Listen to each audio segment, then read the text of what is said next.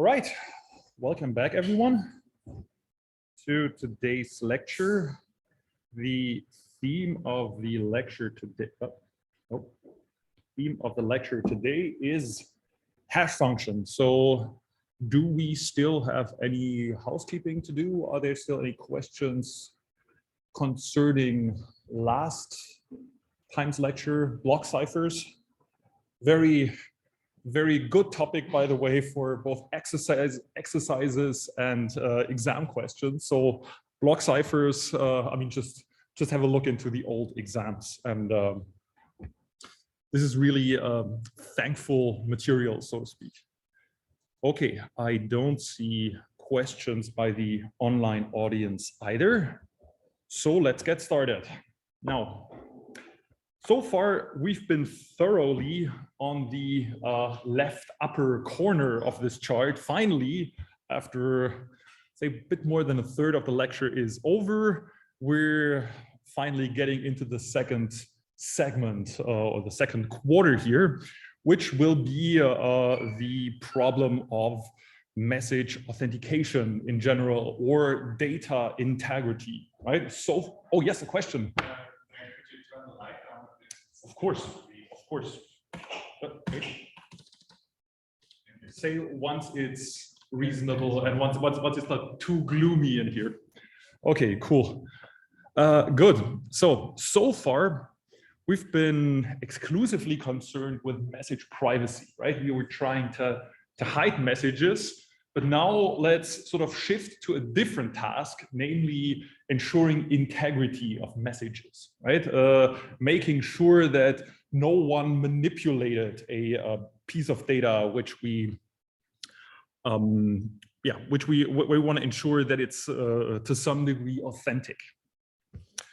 Good. I'm having trouble here arranging the windows properly. One quick moment, so that I can still see the, okay, good. It's good. All right, good. And let's, as always, start with sort of an example before we get into the technicalities, something I like to call fingerprinting, right? How can we fingerprint data? Let's assume we're having the following problem. We have a large file or large data object and want to compare this against objects in a database, right? Let's say you're having a movie locally and you want to see if this movie, as a bit of an artificial example, appears somewhere in a database. Now you would just check the name here, right? But let's do that with something slightly more scientific than movies, namely gene segments, right?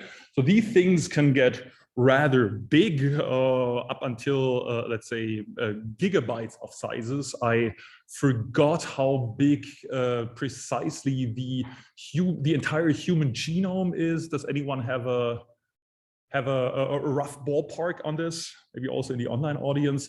I sort of seem to recall that just the human genome is somewhere order of 200 gigabytes, right? So 200 gigabytes should be enough to bootstrap a human. It's not enough to entirely, let's say, construct a human from scratch, right? Because you need all the RNA machinery around that. But let's say if you have an idea what, let's say, a mammal is, then 200 gigabytes in addition are enough to, I think, right? Don't pin me down too much, but I'm pretty sure it was less than a terabyte.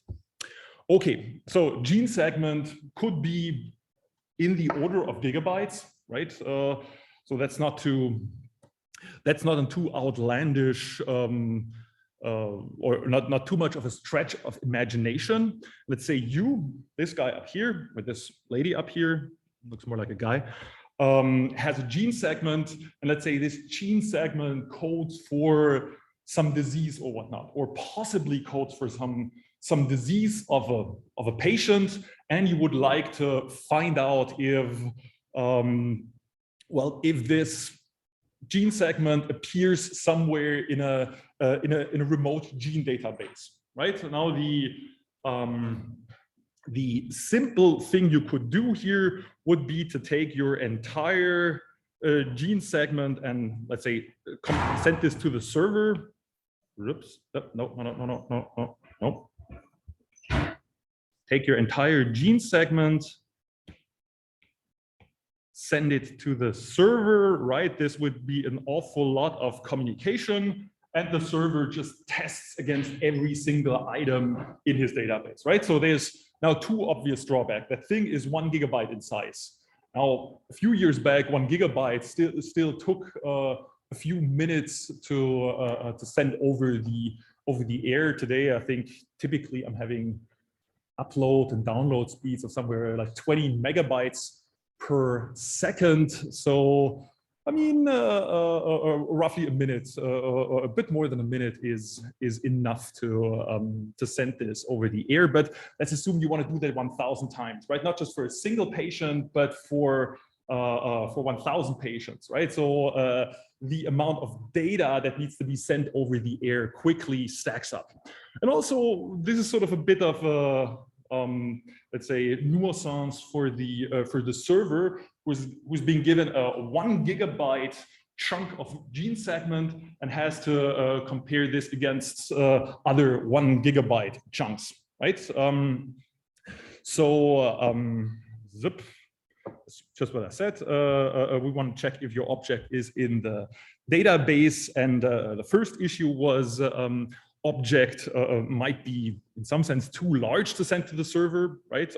Also, this doesn't fit well with this gene segment example, but you might have a low power device which sort of collected data and wants to see if this data appears somewhere in the database, right? So I hope there's a clear point in trying to minimize the amount of communication that we have just for, let's say, a database membership check, and minimize the computational overhead for comparing equality between two objects. So we need some kind of a small unique identifier for this large object, right? We call this also a digest. And here the solution to that, let me just erase this arrow so that it doesn't interfere with the picture. Zip is hashing, right? What you do is you take your large chunk of data and run it through some function which sends it to a small but unique identifier, right? Here, I mean, the identifier just looks half as long, but think of it more like sending 1 GB to 128 bytes or 128 bits or 256 bits. Good.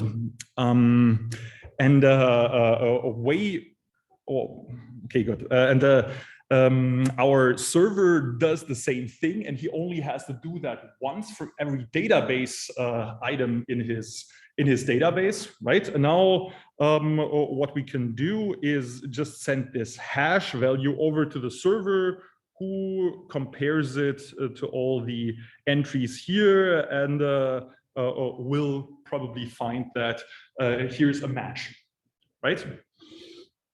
Now, a way to think about this is that this hash value is something of a fingerprint of this larger object, right? A fingerprint is again a mental model. Your fingerprint doesn't uniquely identify you, but there's probably very few other people with the same fingerprints as you have, right? I mean, this is mostly the reason why police used to or still uses fingerprints to at least partially identify people, right? You can these days sort of print fingerprints on thin sheets of plastic and glue them to your fingers and make it look like someone else with a different fingerprint was touching something. So this is all in the realm of the imaginable. So maybe in our time, this example isn't too good anymore, but still it's sort of the historical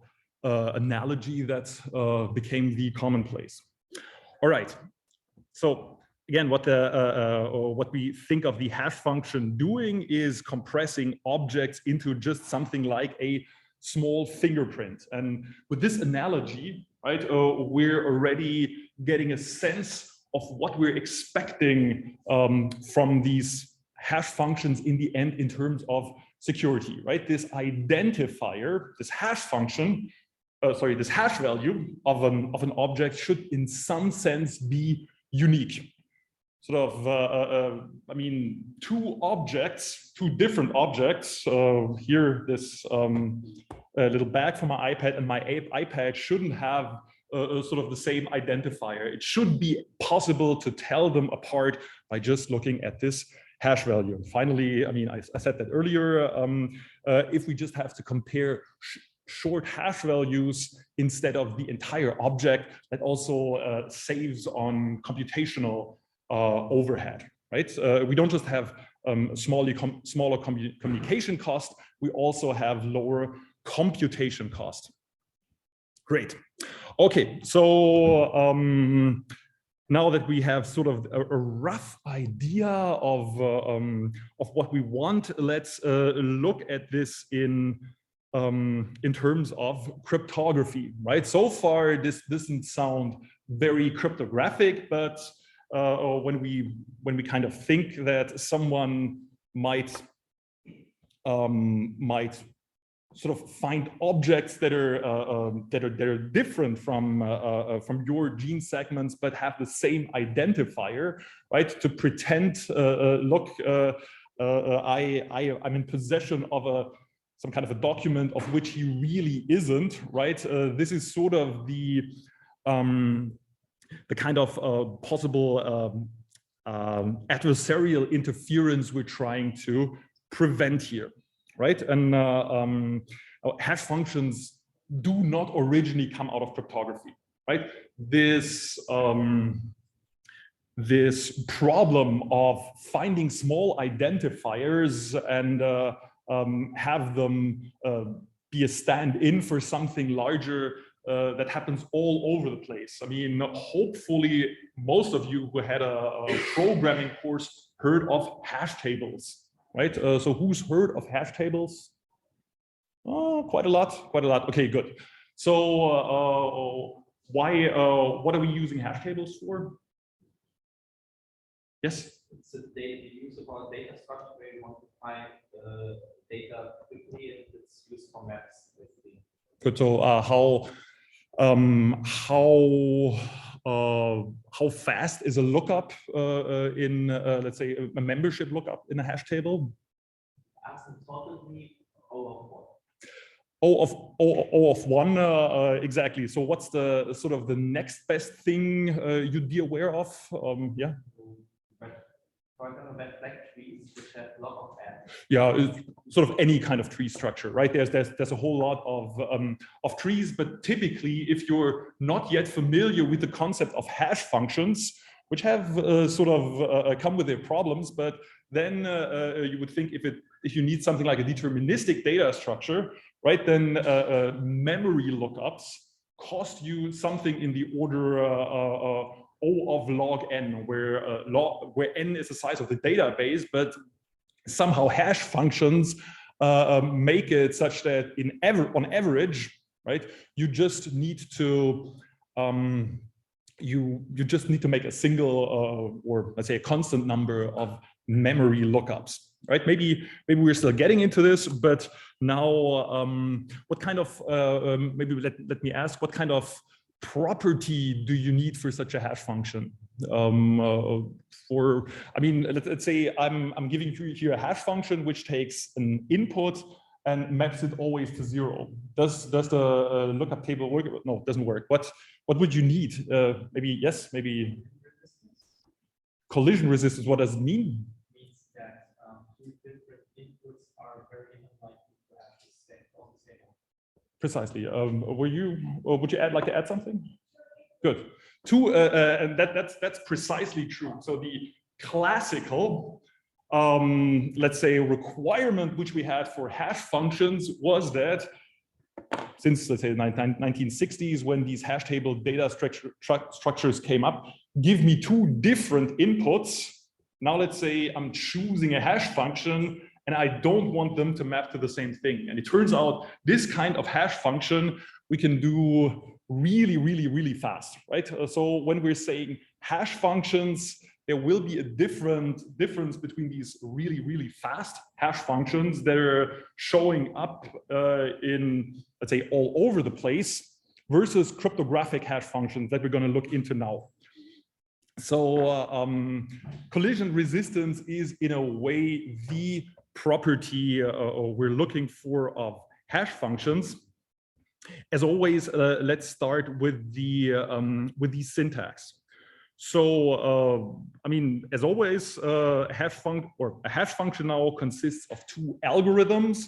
One, which we call a gen or generator algorithm, which will generate a key, and a hashing algorithm H. Right. So, gen is a probabilistic algorithm which, on input the security parameter, generates a key S. And H is now a deterministic function, which takes this key S and an input X, and let's say a string X in 0, 1 to the something, and outputs a hash value of, which is a bit string of length L. Good. So, I mean, the first thing here is we want that the output length of the hash function, this L, only depends on lambda, right? On the security parameter. So we're thinking it's always something like 128 bits, 256 bits, right? So importantly, the output length, or the length of the hash value, shouldn't in some sense depend on the length of the input, if the input is variable length, right? So here I wrote this with X coming from 0, 1 star. That means we're having an input of variable length, right? Typically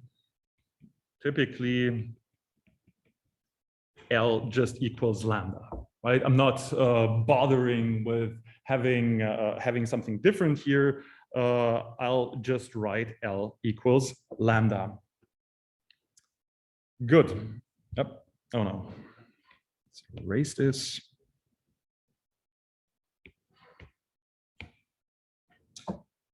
All right.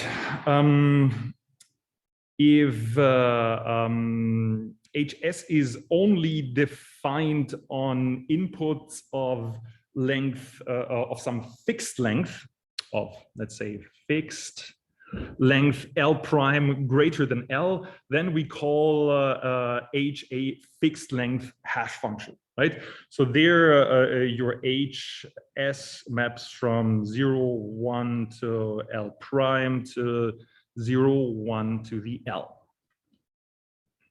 Okay, and sometimes, quite often actually, we don't even specify this gen function, right? Oftentimes, this gen function doesn't need to do something really interesting. Sometimes it does, sometimes it doesn't, or sometimes it does need to hide something about its, let's say, own randomness, but many times it doesn't.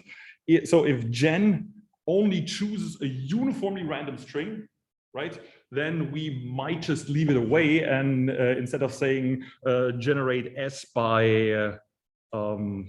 by running this gen or 1 to the lambda, we just say choose S uniformly at random, right? That happens quite a lot of constructions, that our generate function just chooses a random string, right? This is nothing, nothing out of the ordinary here. Okay, so that's the syntax of hash functions, and I mean, in terms of correctness, we don't have any additional requirements, right? The correctness, in a way, is already encoded in this requirement of this function HS to be deterministic, right?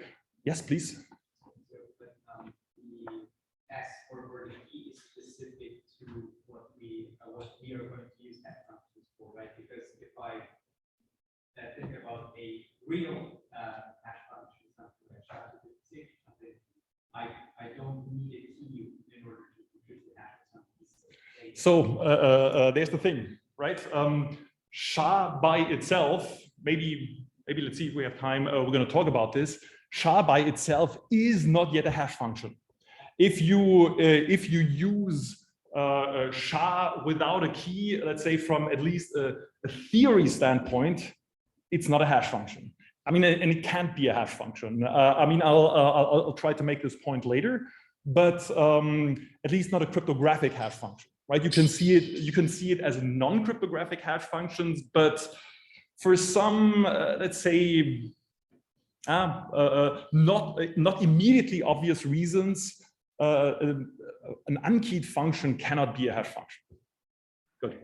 I mean, but this is a very good point, right? But here, this we need for correctness, and maybe I didn't repeat the question. I should have maybe a directional microphone here, which I can steer to the audience, so I don't need to remember repeating the question, right? The question was, oh, but there are hash functions in the wild that don't need a key, and my answer was, well, if you use them without a key, they are in a cryptographic sense not really good hash functions. Good. Okay, right. And here, basically, the correctness requirement only comes down to this function being deterministic, meaning if you evaluate it twice on the same input, you will get the same output. That's what being deterministic means. Good. Now, as always, let's get to the fun part, namely defining security of hash functions. We heard earlier, well, what we want is that two different inputs shouldn't hash to the same output. Okay, but let's try to make this more precise and capture this in a collision resistance experiment. So what the challenger does is first he generates a key S for the hash function, gives this key to the adversary. The adversary is, again, is always a PPT machine, an efficient machine that runs for some time. And at some point it outputs two strings, X and X prime. And we say if X and X prime are different, but hash to the same value under this key S, then the adversary wins. Otherwise, he loses. Okay, and adding the definition here, we say that a hash function gen H is collision resistant if it holds for every PPT bounded adversary A that there is a negligible function nu. Again, right? The negligible function kind of always depends on the adversary, such that for all lambda, the adversary's winning probability in this experiment is bounded by this nu of lambda. Okay, that's sort of the natural definition, right? One might say, hey, sort of this seems to be like a very simple experiment, right? Here, first the adversary sees this S, and then he gets to see this X and X prime. What would happen if we sort of reverse these two steps, right? Like first he, or let's not give him S at all, right? Let's erase this. I mean, maybe afterwards he can see it, but doesn't really help him anything because then he already gave his guess X and X prime. What if the adversary, so to speak, had to choose X and X prime blindly? Right here, I said I only want security for computationally bounded adversaries, but could I get something more if the adversary didn't get to see the key S?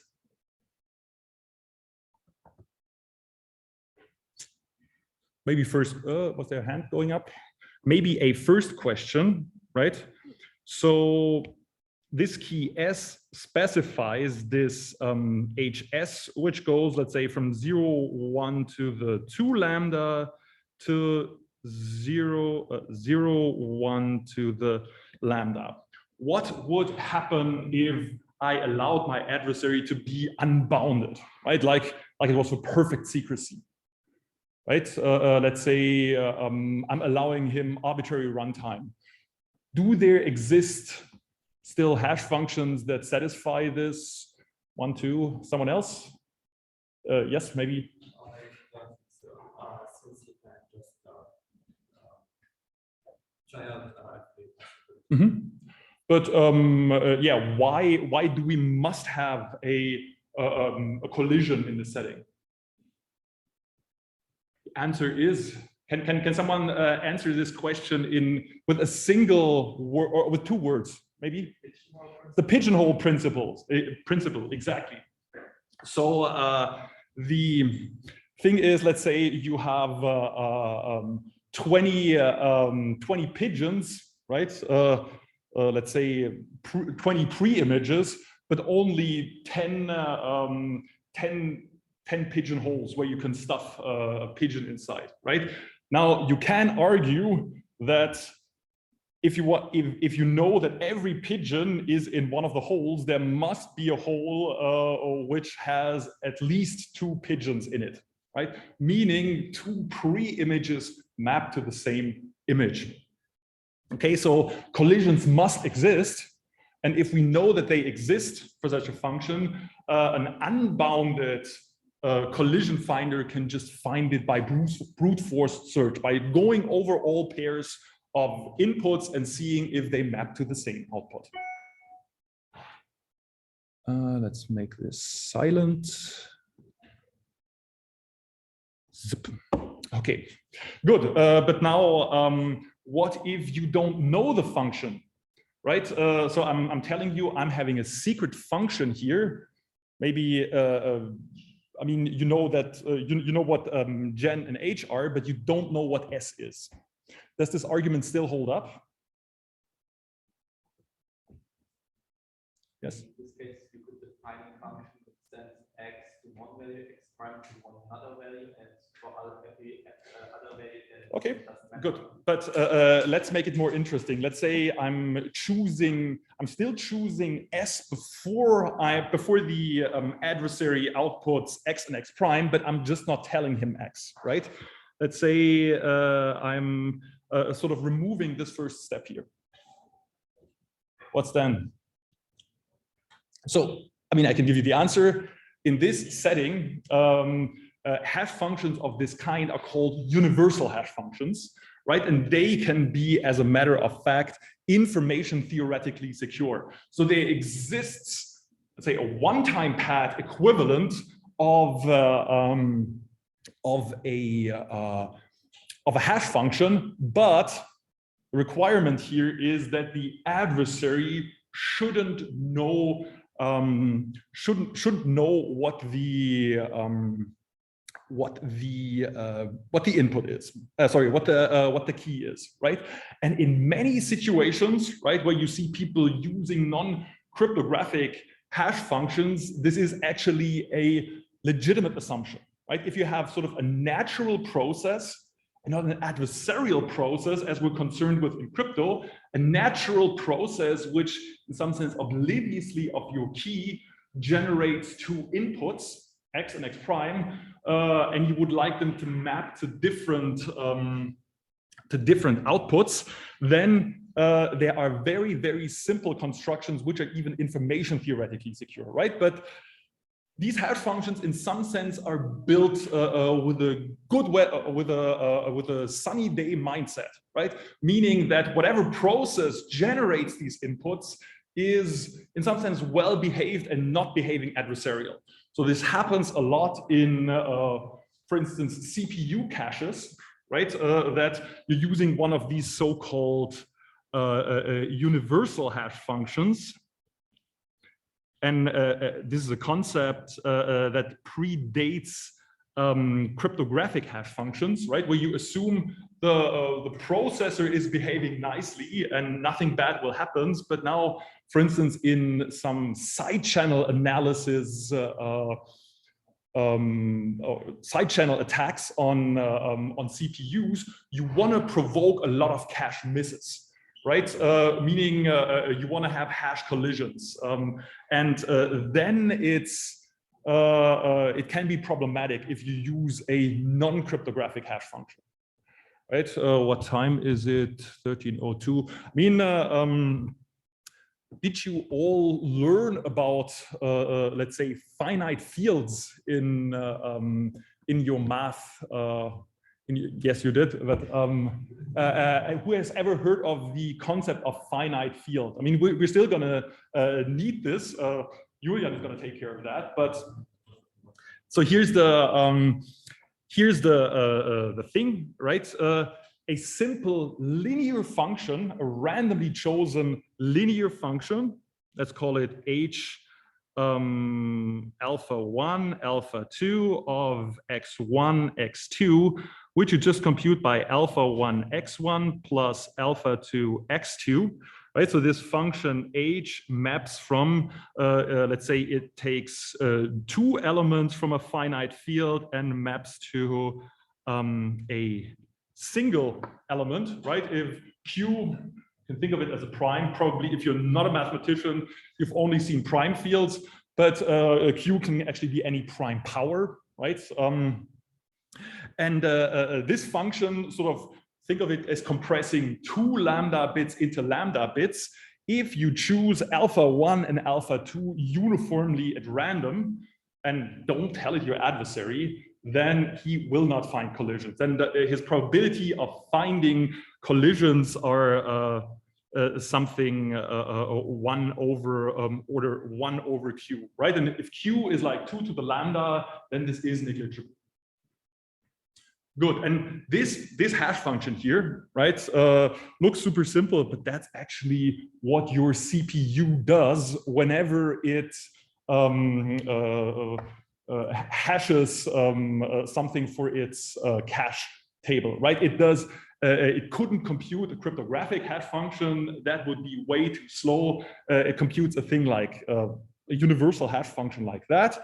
But again, this is conditioned on the adversary, a potential adversary, never learning or what actually this your key S or here alpha 1, alpha 2 is. Okay, so hash functions can mean a wide variety of things. That is to say, they have been around before crypto, but whenever you have to deal with an adversarial process who really tries to make your system fail to some degree by producing hash collisions, then you need a cryptographic hash function to foil this adversarial strategy. Okay, then we need a hash function satisfying this notion here.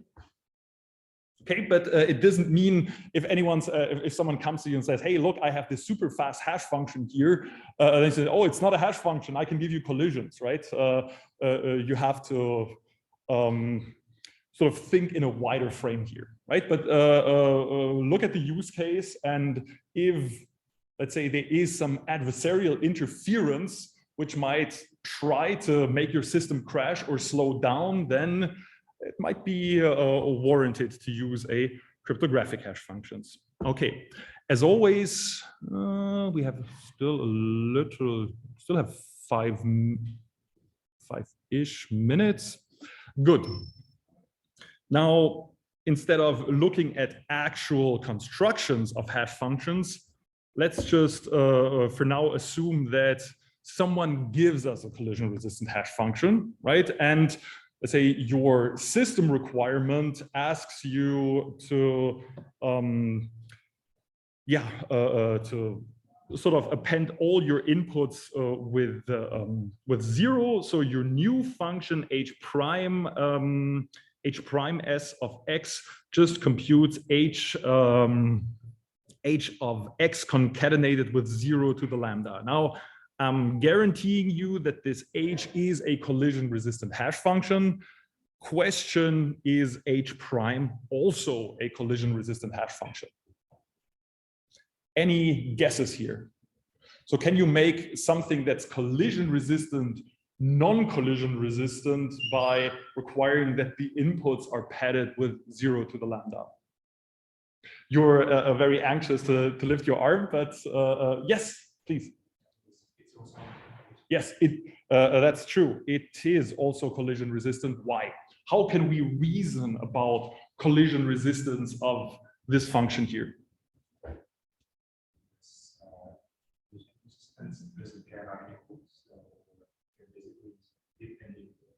So yeah, maybe, but let's maybe let's approach this the reductionist way, right? Such as we also approach all the other things. Yes, I see another arm going up.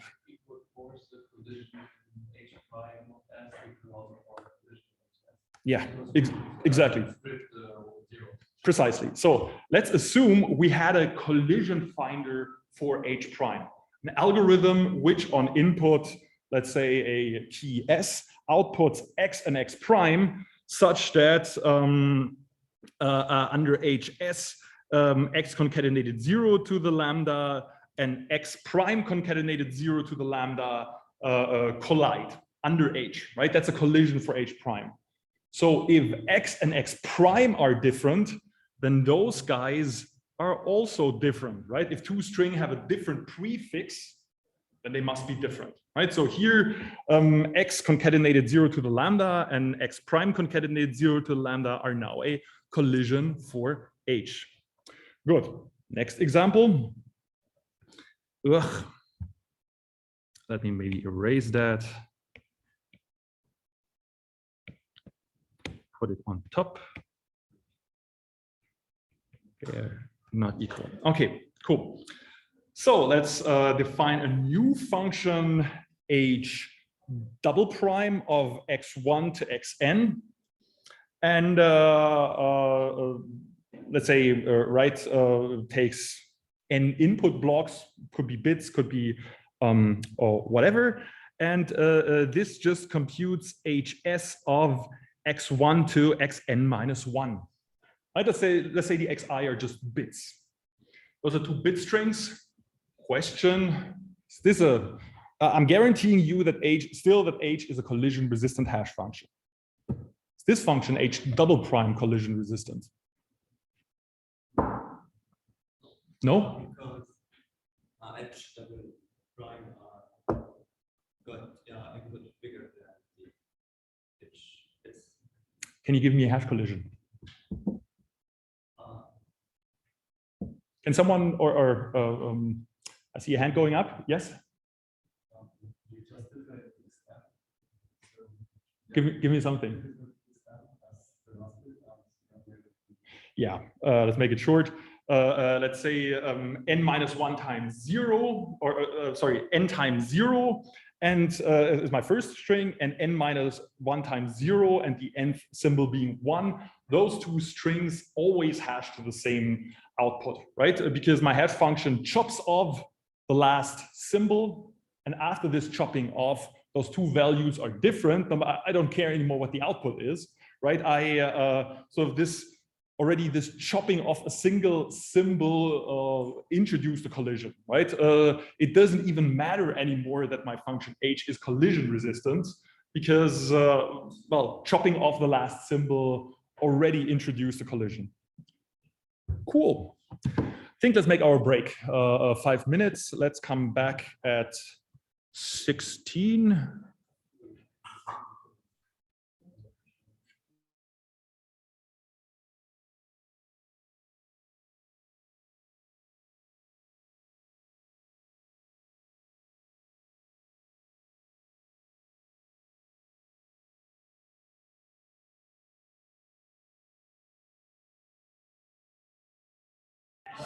All right, everyone, let's continue.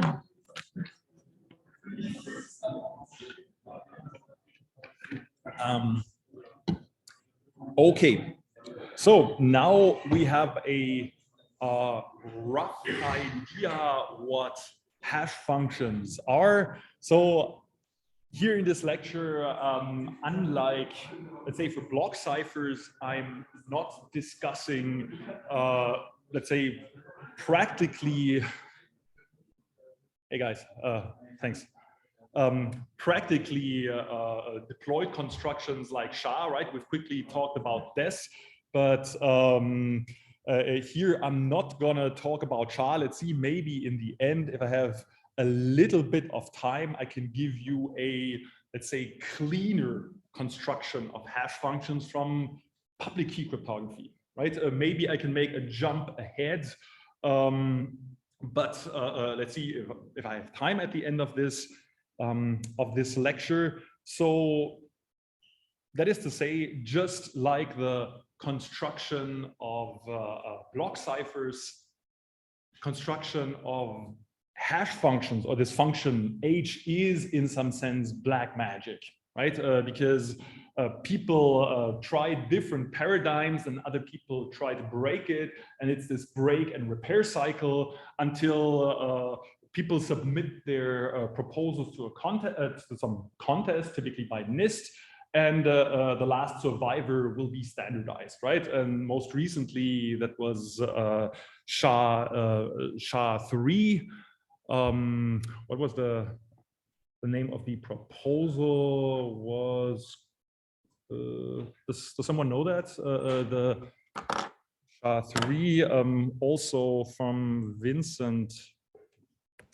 We can ask Wikipedia. SHA-3, Ketchuk, exactly, good.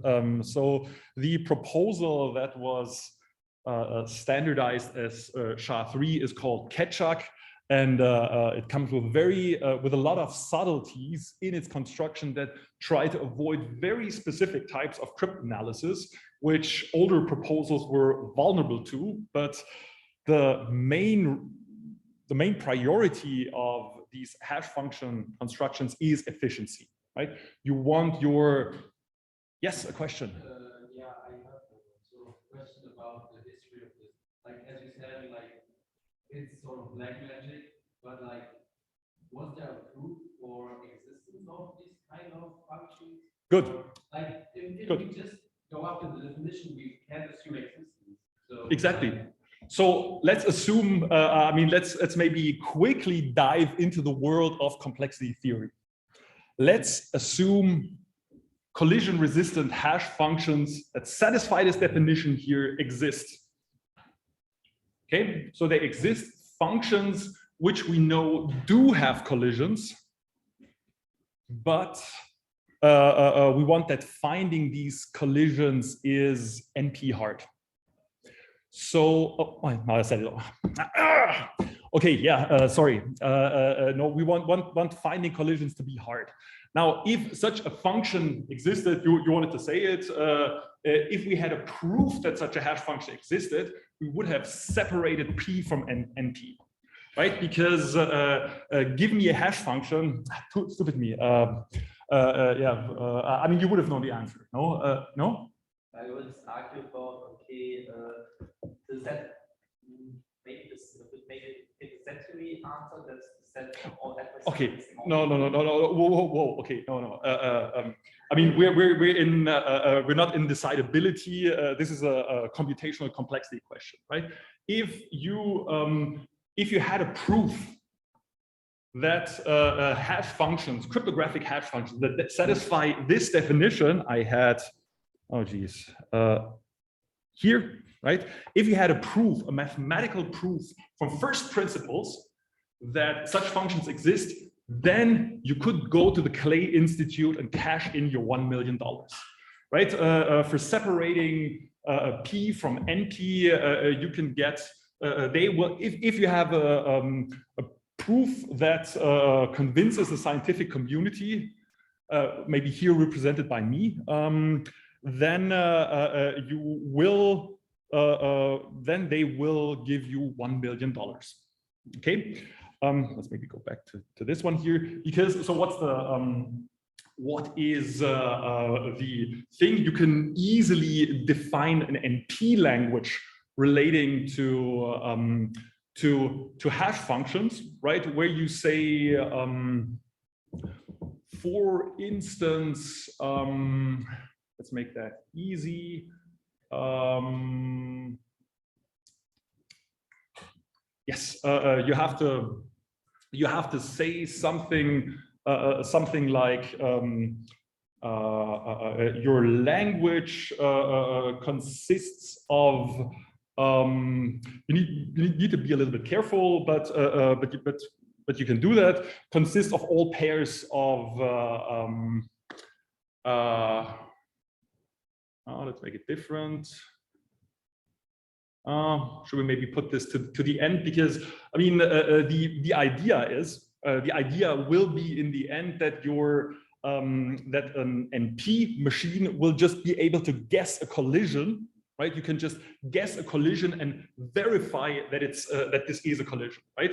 So you have to sort of somewhat carefully define a language where you say, okay, so the witness will be this pair of strings, and they hash to the same value. And you could say something like, yeah, let's say you put x1 into the language, and you're asking whether there is a collision, x2, which has parity 1. When you XOR all the bits together, that it comes out 1. You need to make sure that to turn this into a proper NP language, that not every instance is a yes instance and not every instance is a no instance, right? So there is a little subtlety, but you can do this, right? Something like asking for a few extra properties of x2. And if you sort of had a collision finder now, then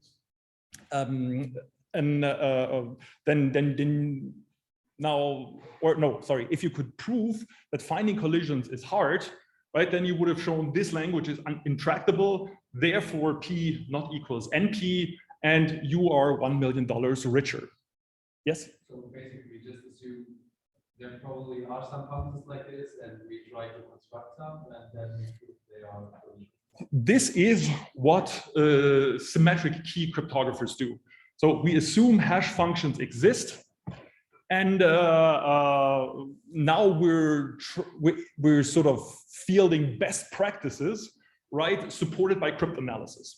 I'm proposing someone, and someone else tries to break it, and this is what happened with SHA-3, right, with Keccak. People proposed it, other people tried to break it, and people didn't succeed, right? So from a theory perspective, we don't even know if hash functions exist, but we believe it, right? We believe that cryptography exists.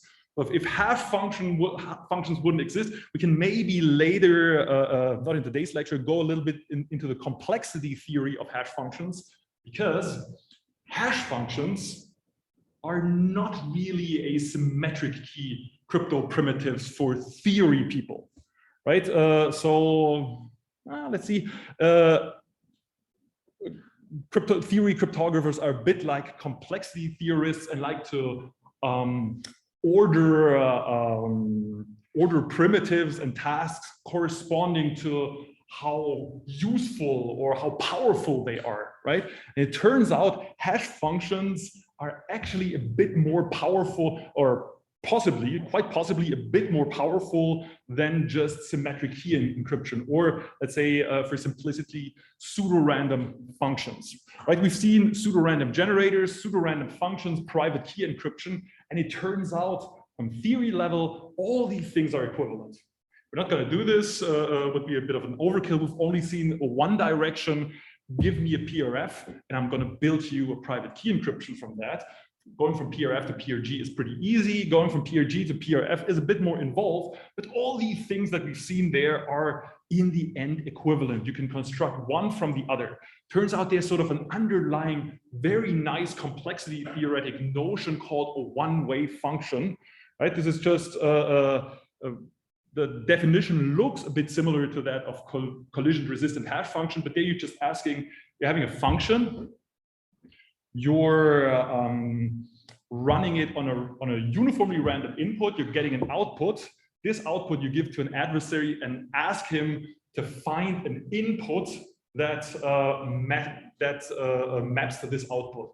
So since we've just seen hash functions, every hash function has to be a one-way function, right? But we don't believe that every one-way function is also a hash function, right? Because hash functions need to be compressing, one-way functions could potentially be expanding. But that is to say, hash functions are maybe now the first primitive that we're seeing that lies slightly above this, let's say, what complexity theorists call mini-crypt, right? Mini-crypt is everything you can build from one-way functions or everything that's equivalent to one-way functions. Hash functions, we don't think so. But okay, that was a lot of a big arabesque, so to speak. Let's go further. So now collision resistance is great, right? But cryptographers, once they have a tool like hash functions, they like to do crazy things with it and use it in ways where maybe collision resistance is not enough of a security property anymore. This we're going to see in the public key crypto part, right? So collision resistance might not be enough. Collision resistance, in a way, is one form of correlation, right? You say a function. You could say you have this function h, and finding collision resistance means that it's hard to find two inputs that obey this relation of mapping to the same output. But there could be much more crazy and contrived relations, right? You could have pairs of 3 inputs, or you could ask that the hash of x1 plus x2 should be the hash of x3, something like this, right? That's still simple, but you could have crazier relations that your function should not, or which should be hard to find for your function, right? Here's an example for something called a searchable correlation, right? Let's say I'm giving you a function f. Don't need to remember this. This is stuff that has come up as, let's say, a hot topic in crypto 4 years ago, right? This is searchable relations. Why this is even useful is very, very recent. But say you fix some function f, right? Then you say your hash function h is f correlation intractable if it's hard to find just a single input x such that it holds that hs of x is equal to f of x, right? So you're trying to find not really a collision, right? But these two different functions should collide on the same input. This turns out is an incredibly useful notion for very advanced, let's say, topics in cryptography recently, but that goes beyond what we can do here. However, now try to reason about how should an ideal hash function behave in such a setting, right? Typically, we would like to think of a hash function beyond collision resistant as a function which really messes things up, compresses things, but really messes things up, right? It behaves in a sort of almost unpredictable fashion, right? Give me two different inputs. The outputs should almost look like two random strings, right? What is more unpredictable than a random function? Right, and this is now one idea of cryptographers, how they like to model hash functions, namely as random functions.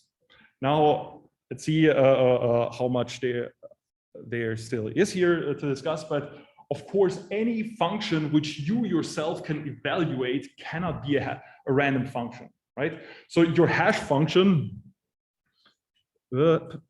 your hash function h, right, might be given by a small computer program and this key s that goes in here, right? So here goes in your input x, there comes out h. So this is a small circuit, a small C program, a small Python program. You have a small way to characterize it. Now, a truly random function, right, we know has description size. Let's say if the function goes from here from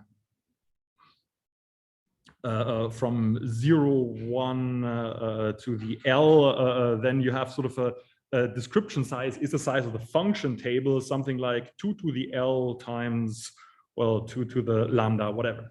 So such a function has an exponentially large description size, right? So we know for very simple reasons that a function with a small description size cannot really be behave like a random functions. Cryptographers do it anyway, right? This is now what we call an idealized model.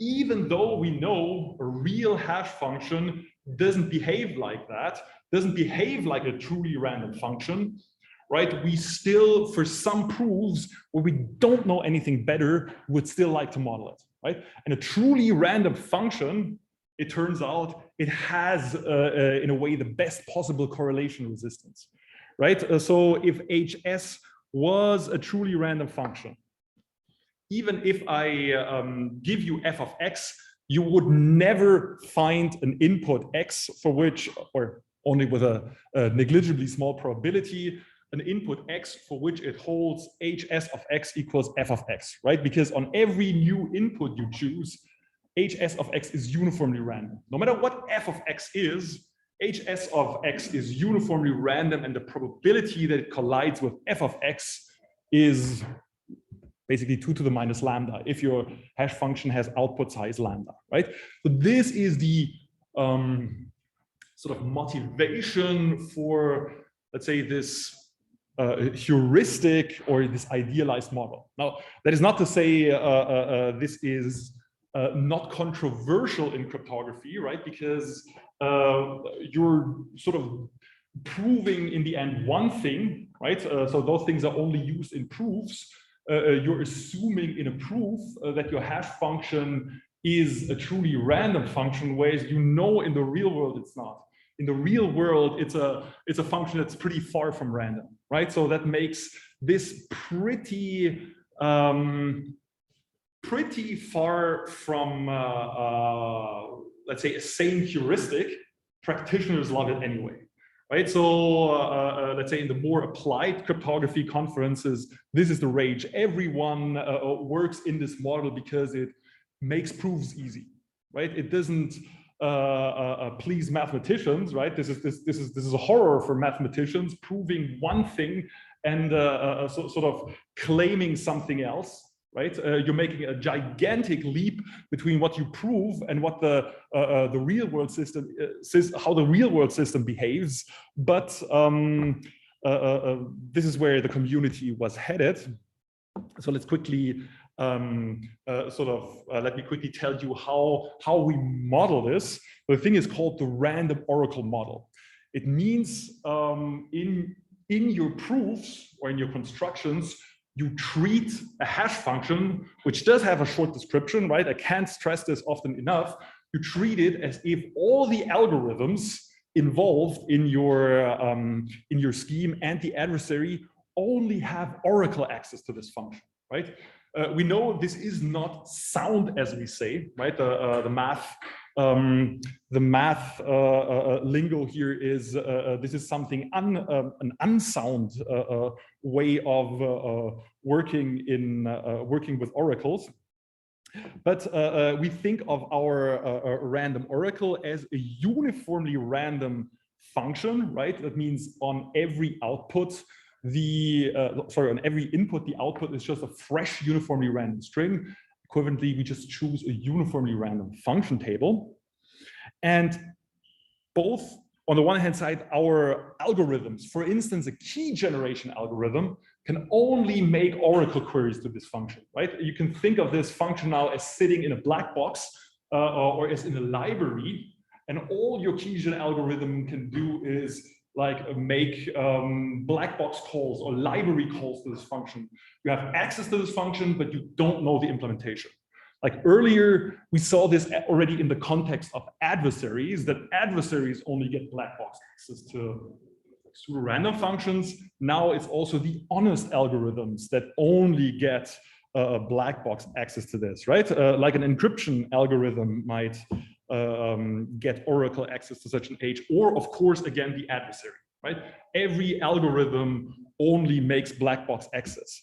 Now, one thing is, if all your honest algorithms just make black box access to this function, it means when you want to instantiate it, you can just take a real-world hash function, and instead of running a uniformly random function, run your concrete hash function, right? You just switch the library, so to speak. Instead of wiring it with a uniformly random function, you wire it with a real-world function where you sort of make the assumption, that's a great leap of faith, you make the assumption that this doesn't break correctness of your construction. Sometimes it might break correctness, but more importantly, it doesn't break security, right? This is an assumption, and a very big assumption. Now, important thing here, right? Your adversary or your algorithms, from their view, right? This function h is still uniformly random on positions on which it has not been queried.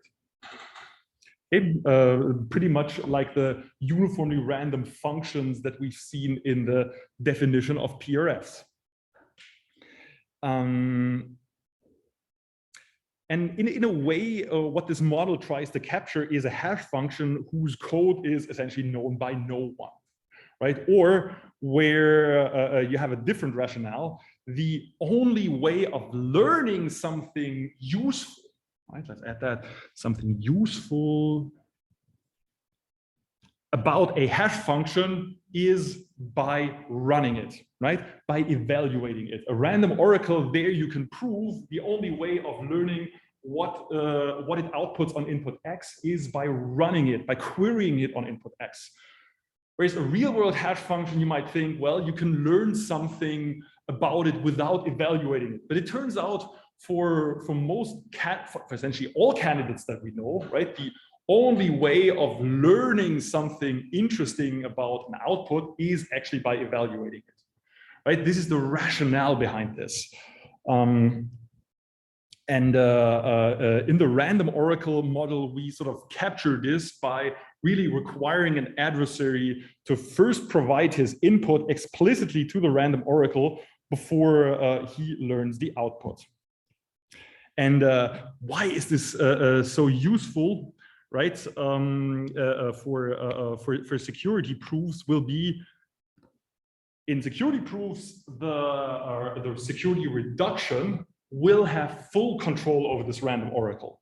It's something that, again, would never be the case with a real hash function. If you give an adversary a hash function, he can sort of in secret on his own run it on many different inputs. Whereas here with a random oracle, he actually needs to tell the security reduction on which inputs he wants to run this hash function, right? This is the main reason why this makes proofs in this model so much easier, but also a bit doubtful. Okay, good. And what happened? Is it stuck? No. Ooh, I only have 12% left here. Maybe let me quickly try to maybe get some power here.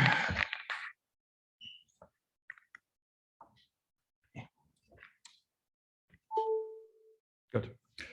I mean, what I really said in a great extent, just to sum it up, right? If you don't want to rewatch the video, but just read slides, real hash functions are not random oracles because they have a small description, the size of their code, their program. The cryptographical relevance comes from the fact that sometimes for some more intricate construction, we only know security proofs or arguments if the hash function h is modeled as a random oracle. Now you might say, yeah, but real hash functions are not random oracles, and the answer typically is yes, but we typically believe a proof in the random oracle model is better than no proof at all, right? Because typically, I mean, this is coming up in a second. Typically, we make a following two-step approach. So first, in our security proof, we model a hash function as a random oracle, and then in the real world, we instantiate it with a real hash function, e.g. this SHA-3. Right, and this is better than no proof at all. But we can argue slightly a little bit more. Now, again, proofs in the random oracle model are just a heuristic for security of real-world constructions. But here is sort of I think, an interesting point. So let's say you're constructing something that's secure in the random oracle model, but later it turns out it's insecure in the real world. Okay, so what this means is, if this happens, this is cool for theory people get excited with this, practitioners don't. But what this means from a higher level is, if a scheme is secure in the random oracle model but insecure in the real world, then your real world adversary must do something really interesting and non-trivial with the underlying hash function, right? We know a proof in the random oracle model tells us every, let's say, attack that only uses this hash function in a trivial way must fail, right? That means if it is insecure in the real world with the real world hash function, then your adversary must do something quite non-trivial. Cool. Let's go to an example here. Like random oracles immediately give us collision-resistant hash functions, right? What we do here is, if we have our random oracle H, then we define H. Now here, this calligraphy H is my random oracle. I'm saying that HS of X is just H of S concatenated, right? This operator here I call concatenation, right? And as it turns out, this idea of just making your hash function key a prefix of your input, this is happening very often in practice. This is, as a matter of fact, how you build a hash function with, let's say, SHA-2, SHA-3, right? By salting the input, right? Sort of practitioners call this salting, right? But from a theory perspective, this is really necessary. We had this question earlier. Let's see if I was talking a lot of anecdotes today. But what we have to do is give me this random oracle and prefix your inputs X with a key. Then this is collision resistant. Why? Well, let's look at this, right? So my adversary gets access to this function H, right? And at some point, he's just being told what S is. He still has access to H, but the cool thing is that my challenger, or my security reduction, so to speak, can observe every input and output the adversary gets from H.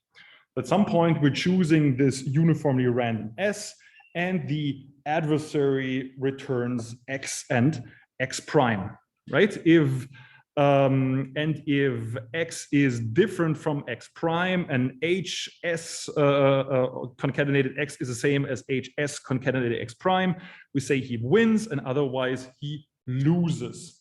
And now we can actually argue unconditionally that this is a secure hash function just by virtue of the adversary only having black box or oracle access to this random oracle H, right? How do we proceed roughly? I'm not going into details. The idea is, let's assume our adversary makes at most Q equals poly lambda queries X1 to XQ, right? They can arbitrarily depend on one another, but to this function H, he makes at most Q queries. And since our function H is chosen uniformly random, all function values are uniformly random, and all function outputs are uniformly random and independent. So what this means is that since h is a random function, and here these postfixes are, let's say, different, the probability that two pairs collide, right?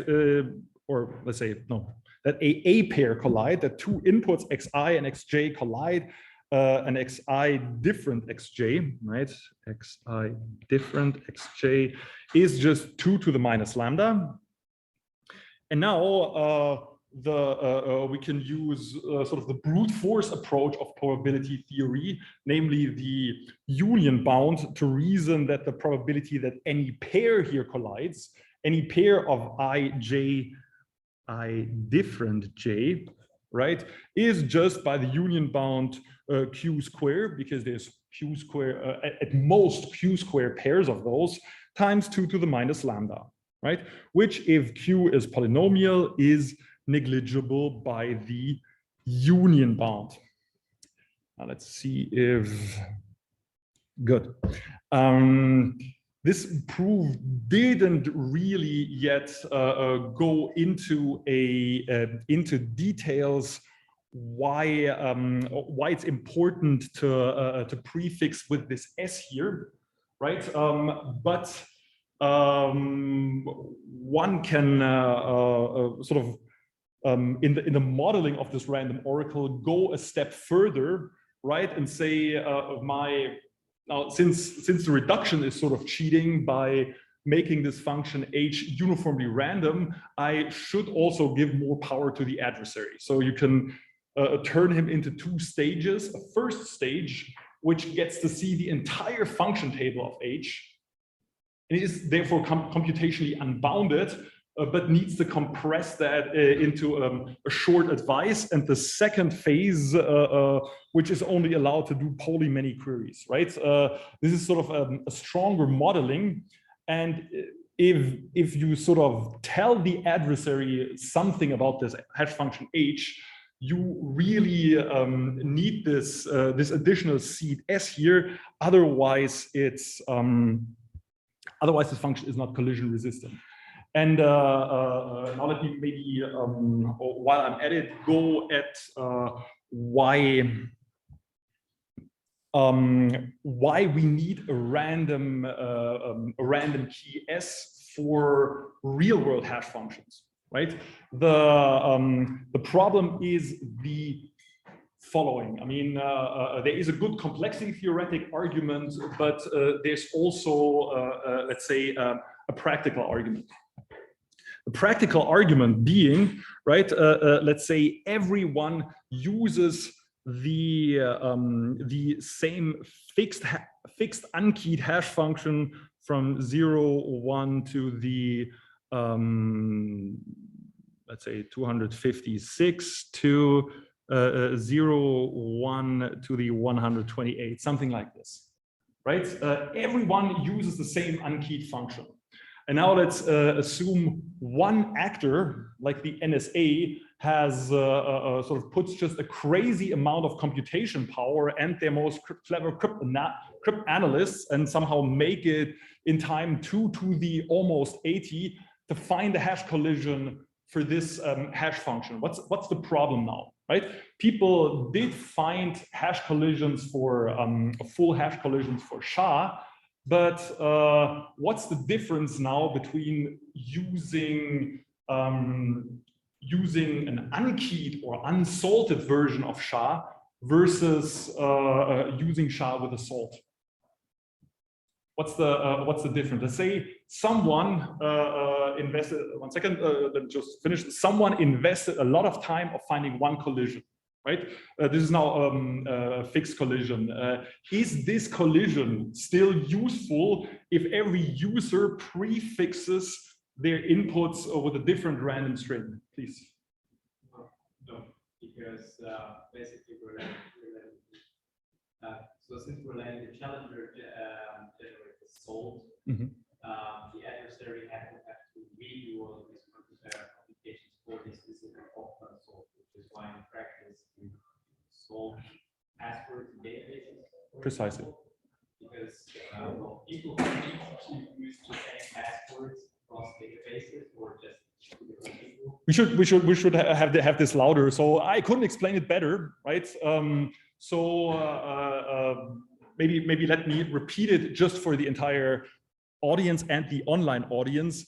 So one reason you don't want to use a deterministic unkeyed hash function in practice is that some people use dumb passwords, right? Banana 1 2 3 4 5 6 7 8 9 0, something like this, right? And for those, let's say we have a password leak by Google or whatnot. If, let's say, Google used a fixed hash function, like use the same hash function for everyone, or use the same key or no key at all for anyone, then just by comparing the hash values, you can see which users have the same passwords, right? So if my password is banana and yours as well, then someone who stole the password database of Google, and of course they only store hash values, but they will see that the two of us have the same password, right? Whereas if we use keyed hash functions, which for practitioners again just means using a salt, or every user having their own fresh key for their hash function, then I mean, my hashes are prefixed with my s, and your hashes are, or your inputs are prefixed with your s. So you will not be able to see sort of same password just by comparing hash values, right? You would have to guess the you would first have to guess the password, and then hash it once with your key and once with my key, and see if you get the output. So in practical terms, it means by using a keyed hash function, we forbid the adversary, we deny the adversary the advantage of pre-computation attacks, where he sort of once finds a collision once or does all the work once, and then sort of gets a free ride later on in the online phase of the attack, where he just has to compare or just has to use the hash collision he has computed ahead of time, right? And there's also a very good theory reason. Yes, a question? This only holds the set of all pieces finite. Not finite. I mean, the set of all keys is 0, 1 to the lambda, 256 bits. That's a gigantic number, right? 2 to the 256. Write a very, very long program, which of course. But this is the practitioner's argument. Now, if we go back to theory, there is, to this actual practical issue, a very good theory correspondence, right? So theory people, not relevant for this lecture, but if you want to look into advanced crypto / advanced complexity, the complexity class we're working over is called P/Poly. Has anyone heard of this? P/Poly? Oh, one person, the complexity theorist. Anyone else? So P machines is clear. Those are efficient machines, right? We have BPP, but P are machines that run in polynomial time. Now, P/Poly are machines that per input length get an advice, right? What does that mean? Essentially, that means, let's think of algorithms as circuits. And I say a function is computable in P/Poly if I have a circuit of polynomial size for every input length, right? But the way to construct these circuits must not be efficiently known. We just know there exists a sequence of circuits, right? But these circuits can do wildly different things for all input lengths, right? They're not characterized by a small computer program, right? But that means per input length, my my circuit will or can get an advice, right? Now, what does that mean if my adversary is such a, as we call it, non-uniform, this is non-uniform poly, right? What if my adversary is a machine that gets sort of an advice for every input length. What could that advice be? Let's say my adversary is supposed to break an unkeyed hash function, right? We know the input length is n. What polynomially sized advice could I give this adversary to break this hash function? What could I tell it? What advice could I get? Should I get the adversary? I mean, you raised your hand when I asked. So what's the obvious thing? Or maybe anyone. So in the advice, I can just give him a hash collision, right? So because the hash collision is just of size 2n, right? 2 pre-images, I can just hardwire this into my adversary. So against a keyed hash function, this doesn't work, right? Because now the hash collision, so to speak, depends on the key, and my advice cannot depend on the key. It just depends on the input length and not on an additional key. And this is sort of a nice theory angle on this. That on this perspective that an adversary could pre-compute a hash collision, right? Think of the advice that he gets as a pre-computed hash collision that sort of someone found with brute force becomes entirely useless once we start to use keyed hash functions, or we start using to solve our hashes with a key. Okay, that's pretty much it for today. Thanks, everyone. I don't see questions in the online chat. See you next Tuesday. Thanks, everyone.